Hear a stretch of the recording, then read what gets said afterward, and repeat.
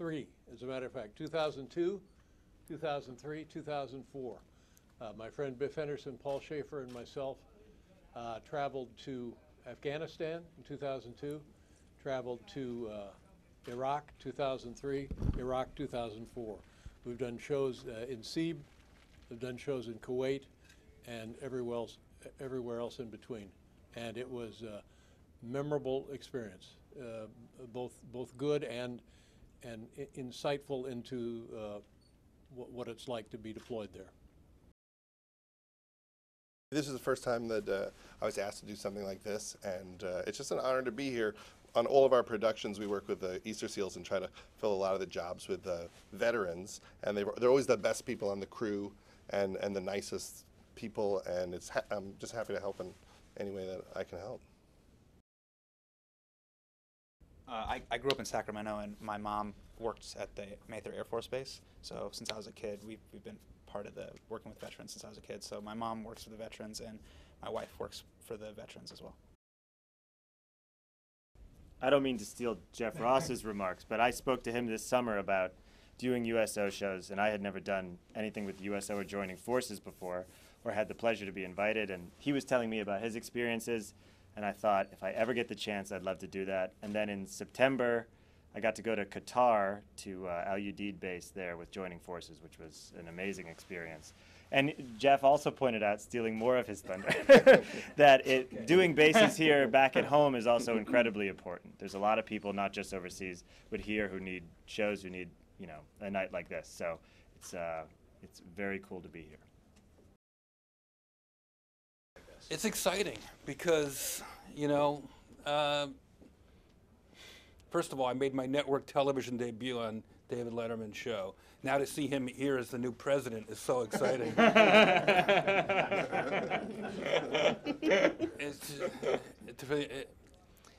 don't think I fully understood the job description of being a comedian until my first USO tour. It was to Iraq in the early days of the occupation there. And I grew up in a catering business. I never knew anyone in uniform. It was all new to me. I didn't know the difference between the government and the military. So it all sort of gelled for me, landing in Baghdad and going to those forward operating bases and seeing people who volunteer.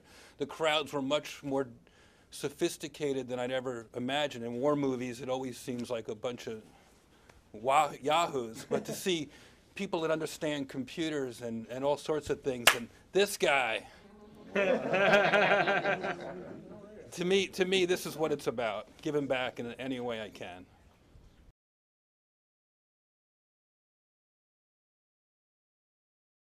Don't come again.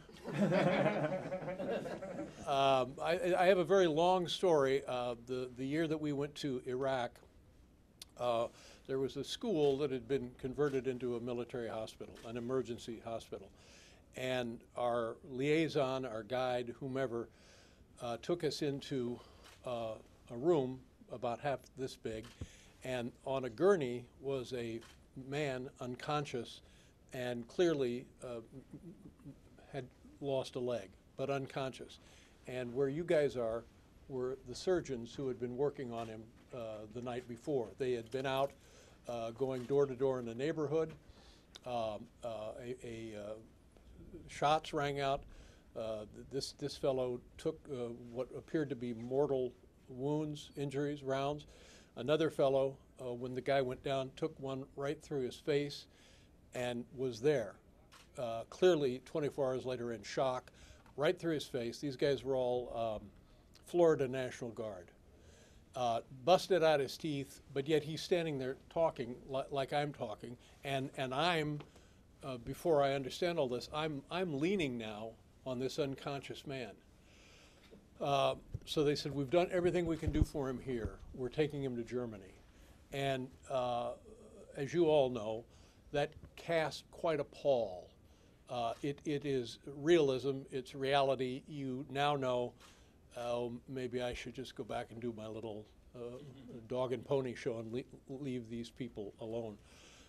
The man recovered, was a double amputee, came back, competed in a para-marathon in a chair, and also did a great deal of skydiving. The other guy who took the round through the cheek joined us all at dinner a year later at 21. He and his wife and their family were all together, and this, what seemed like as grim as a person could experience, turned out to be, well, as a heroic a story as I've ever been to. So that stayed with me.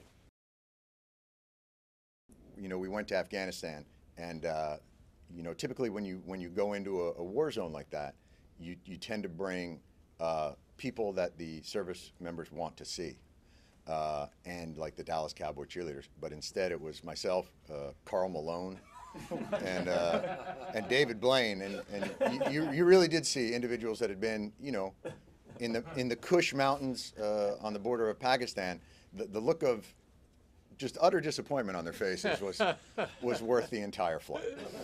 No, we had an amazing time. But I'll tell you the one moment that is the reason why I continue to try and do these as much as I possibly can is we flew into Bagram, and there were, I don't know, 800 to 1,000 people lined up, and it was incredible that they were there to come see us and come shake hands and tell a story. And in the middle of it, there was some type of alarm or a sound, and everybody put their heads down, and I didn't know what was going on. And I asked the gentleman with me, "Is this what's happening?" He said, "Well, this is the moment they're loading their brothers and sisters onto the plane for Dover," and suddenly the stakes of everything that they were there sacrificing and that they were doing came to bear. And then when it was over, they tried to get back to as much of a sense of normalcy as they possibly could. And that was a moment that struck me just for its sheer humanity, and it made me feel like, well, man, if I can give them just 40 minutes of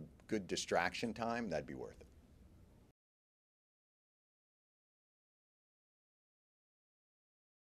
Well, you know, I think for the most part, the military bears the onus of pretty much the entire fight, and it's only a very small percentage. So it's a way to try and bring attention to all the effort that they're giving and the lack of effort that the rest of us are giving.